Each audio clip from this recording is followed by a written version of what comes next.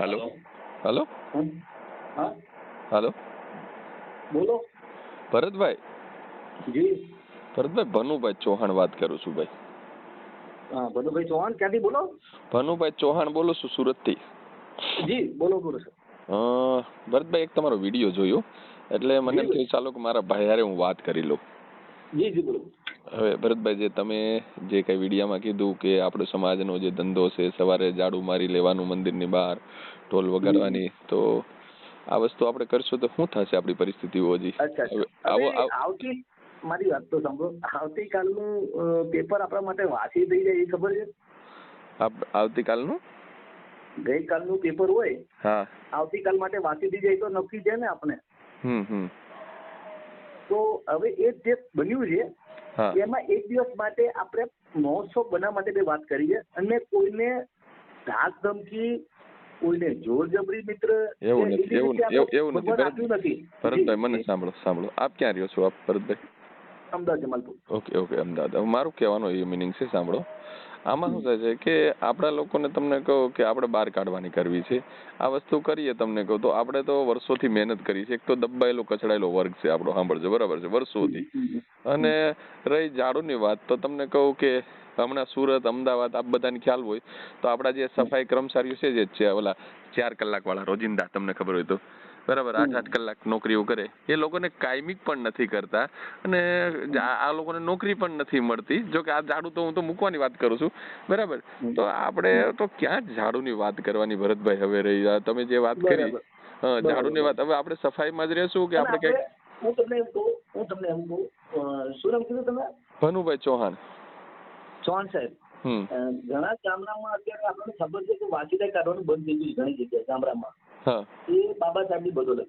અને ઘણી જગ્યાએ એ લોકો પેટનું ગુજરાન કરે છે. લોકો કરે છે કે નહીં કરતા? ગામડામાં કરે છે. તમે સાંભળ્યું છે? જો મારી વાત સાંભળો, હું તમને એ જ એક તરફ લઈ જાઉં છું કે આ જે કઈ વસ્તુ બની છે ને ભરતભાઈ, બરાબર છે, કદાચ હું તમારો નાનો ભાઈ છું કે મોટો ભાઈ છું, કઈ પણ તો સહી જ, આપણે બે ભાઈ જ છીએ, સાંભળો બરાબર છે. મારી 40 વર્ષની ઉંમર છે. નહીં તો બસ આપણે બે ભાઈ સરખા જ છીએ, બરાબર. તો મારું એક જ વસ્તુ કહેવાનું છે કે વર્ષોથી આપણે જે ગુલામ બન્યા છીએ, તો ગુલામ બનાવનાર કોણ છે? પહેલું, અનેક પ્રકારના જે ષડયંત્રો કરનાર લોકો છે, અવારનવાર, આપણે કઈ આજથી તો નથી કે જે દબાયેલા કચડાયેલા, અને વર્ષોથી જેને તમને કહું આપણે ગુલામ બનાવવા હતા જે ષડયંત્રો રચ્યા, ષડયંત્રકારી લોકો કોણ છે?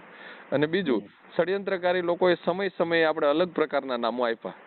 એક સમય આવ્યો તો તમને કહું દેવહામાં દાનવો કીધા, દૈત્યો કીધા, તમને કહું ચંડાલો કીધા, રાક્ષસો કીધા, અનેક પ્રકારના નામો દીધા, અને અનેક પ્રકારના સંતો આપડા પૂરી નામ દીધા, આ છે ઓલા છે. છેલ્લે તમને કઈ કાંઈ બાકી નહોતું તો બધા અનેક પ્રકારના નામ દીધા. હવે પાછું આપણે વાલ્મીકી પણ સ્વીકાર લીધું, જે ષડયંત્રકારી નામ છે. તમને કહી દઉં, આપણા બાપા છે એવું ના લખે. બાકી મૂળ જો આપણે ઇતિહાસમાં જઈએ ને, કારણ કે આ મારા ને તમારા પૂરતી વાત છે, આ દેશ નહીં મૂળ નિવાસી એ દૂરની વાત છે. હું આપણી વાત કરું છું કે આ દેશની અંદર જે મનુસ્મૃતિની જે વ્યવસ્થા લાગી, જે પુષ્યમિત્ર શુંગ નામના જે વ્યક્તિ છે, બરાબર છે, જે બરાબર છે, જે દેદરત્નના જે છે એમનો પ્રધાન સેનાપતિ હતો, બ્રાહ્મણ હતો, અને એમણે દેદરત્નની હત્યા કરી અને ત્યાર પછી મનુસ્મૃતિની વર્ણ વ્યવસ્થા લાગુ થઈ આ દેશની અંદર. બ્રાહ્મણ, ક્ષત્રિય, વૈશ્ય, શૂદ્ર, અને આપણે તો શૂદ્રની બારા, અનટચેબલ, અતિશૂદ્ર. એ શા માટે અતિશૂદ્ર હતા? કે આપણે મૂળ નાગવંશીઓ છીએ. અને આ મનુસ્મૃતિનું જે સંવિધાન લાગુ થયું, અને જે હાલ પણ હવે લાગવાની તૈયારી છે, સાંભળજો, એ સંવિધાન લાગુ થયું ને એ સંવિધાનનું પહેલો વહેલો જો કોઈએ ભંગ કર્યો ને, તો એ આપણા બાપ દાદાઓએ ભંગ કર્યો હતો. એટલે આપણે આ લોકોએ ભંગી કીધા છે. સાંભળજો, આપણે આ દેશની અંદર પહેલું વહેલું સંવિધાનનો ભંગ કરનાર છીએ. આ દેશની અંદર પહેલો વહેલો જો કોઈ સીમાડે બેઠો ને તો આપણે છીએ. આપણે થોડા વાળવા વાળા હતા, તો આપણે એને ફેંકી દીધા, ગામની બહાર મૂક્યા છે, બહિષ્કૃત કર્યા. છતાં આપણા બાપ દાદાઓ એની ગુલામી નહોતી સ્વીકારી કે અમે તમારી વ્યવસ્થાથી સ્વીકારશું નહીં. તો આ ઝાડુ જે છે ને એ આપણે નથી પકડવું. સાંભળો ભરતભાઈ, ઝાડુ મુકાવવું છે, બરાબર છે. તમ તારે હું મળીશ તમને, મારી અમદાવાદ પણ ઓફિસ છે, બરાબર, હું ત્યાં પણ આવું છું. અમદાવાદ સેટેલાઇટમાં છે, હું ત્યાં પણ આવતો હોઉં છું, આ સેટેલાઇટ પર, બરાબર. મારો કહેવાનો મિનિંગ એ છે. સાંભળો તો મજા આવશે. તમે બહુ સરસ ઇતિહાસની વાતો કરી. ગામડામાં જે વ્યવસાય જે કરી રહ્યો છે અત્યારે માણસ, મેં તમને પહેલા કીધું કે ઘણા ગામડામાંથી લોકો શહેરમાં આવી ગયા. ઘણા લોકો ગામડામાંથી, અમારો સમાજ. તમે વાલ્મીકી સમાજમાંથી છો? હું એસસી સમાજ છું, હું વાલ્મીકી નથી. સાંભળજો, હું ચમાર નથી. મને સાંભળો, મને સાંભળો એક મિનિટ. હું ચમાર નથી, માયાવંશી નથી, માતંગ નથી, વણકર નથી, ભંગી નથી, કઈ જ નથી. પણ મને એટલી ખબર છે કે મારા બાપ દાદા એ પહેલા વેલા મનુસ્મૃતિનું ભંગ કર્યું હતું, ત્યાંથી અમે પેલા ભંગી બન્યા અને ત્યાર પછી અમારા વાડા પડ્યા. એટલે હું આ દેશનો નાગવંશી છું અને એસસી છું. બાકી મારામાં કોઈ જાત પેટા જ્ઞાતિ નથી. તમે તમારા મૂળ સ્વરૂપની વાત કરી, બરાબર?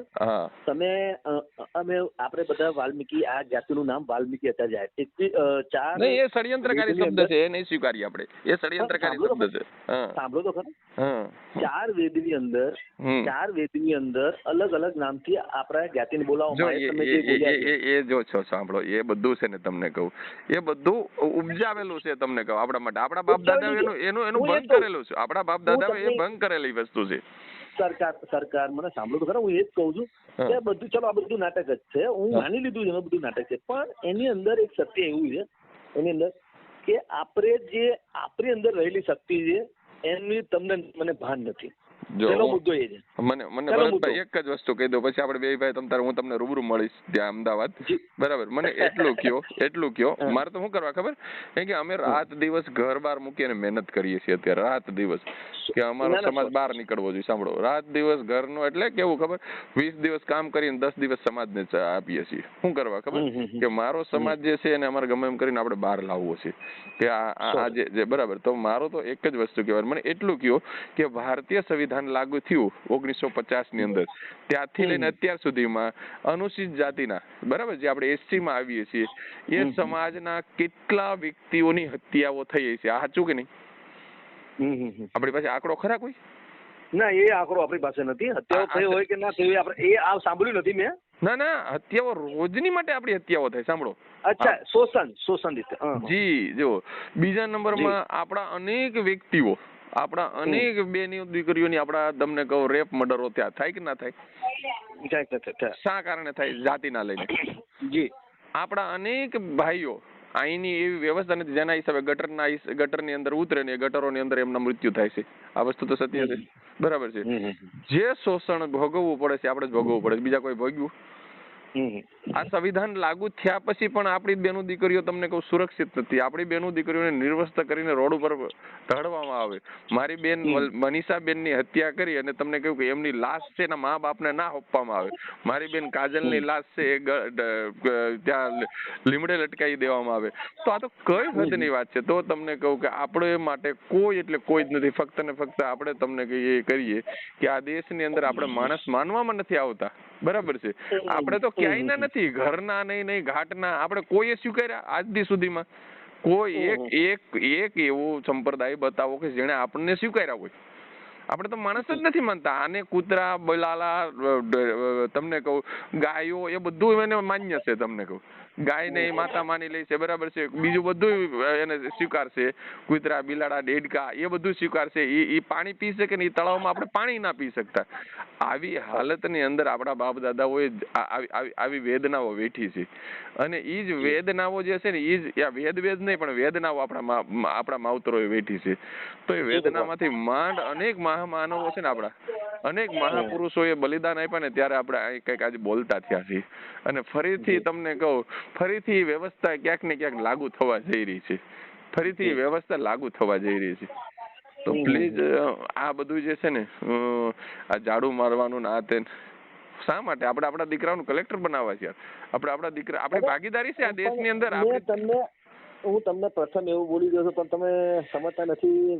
મારી જગ્યાએથી તમે મને સમજતા નથી, મને એવું લાગે છે કે તમે તમારી જગ્યાએ સાચા છો, તમારી જે વેચના છે તમારી સાચી છે. પણ મેં એવું કીધું છે કે ગામડામાં જે વ્યવસાય છે એને આપણે કેવી રીતે છોડાઈ શકીએ છીએ જલ્દી? અત્યારે છોકરા છે, મને સાંભળો ખરા, એના છોકરા છે, એમના બચ્ચા છે, તો આપણે એને આગળ લઈ જવાના છે. પણ જે એનું પેટનું કામ જ ત્યાં છે, શહેરમાં જેનું મકાન નથી એને આપણે શહેરમાં લાઈન શું કરશું? ચલો, હા, બહુ મસ્ત. આના જવાબદાર કોણ આ દેશની અંદર? મને એટલું કયો ભરતભાઈ, કોઈ પછીની વાત છે. અત્યારે આપણી વાત કરો ને. પણ હું એની જ આપણી જ વાત કરું છું. આ દેશની અંદર કોઈ માના પેટેથી જમીન લઈ જન્મે છે? મને આટલું કયો. કોઈ માના પેટે જમીન લઈને જન્મે છે? દરેક વ્યક્તિને આપણે તમને કહો એક જ સરખી પ્રક્રિયાથી જન્મીએ છીએ. આમ છતાં દેશની સાધન સંપાદન ઉપર આપણી અધિકાર નથી, આપણો હિસ્સો નથી. તો ભાઈ આપણી ભાગીદારી કેમ નથી? જેની જેટલી સંખ્યા ભારી એટલી ભાગીદારી હોવી જોઈએ. તો ભાગીદારી નથી મળી તો આમાં જવાબદાર કોણ છે? તો વ્યવસ્થા છે. બરાબર છે. આ જાતિવાદી વ્યવસ્થાના હિસાબે તમને કહું, આપણે કોઈ એક જમીનોના માલિકો નથી, આપણે મિલોના માલિકો નથી, આપણે ફેક્ટરીઓના માલિકો નથી, આપણે કંપનીઓના માલિકો નથી, આપણે શાસન પ્રશાસનની અંદર આપણો કબજો નથી. તમને કહું તો પછી આપણે કેવી આપણી હાલત આ છે? તો આ હાલતના જવાબદાર આ જાતિવાદી વ્યવસ્થા છે. અને આ વ્યવસ્થાને જ્યાં સુધી આપણે પકડી રાખીશું, આપણે કોના વંશ નહીં પછી નથી, એ ભરતભાઈ સત્ય છે. આપણે કોના વંશજો નહીં, અમે એના માટે લડીએ છીએ. અમે નહીં, સંપ આવવો જ પડશે. હવે આવવો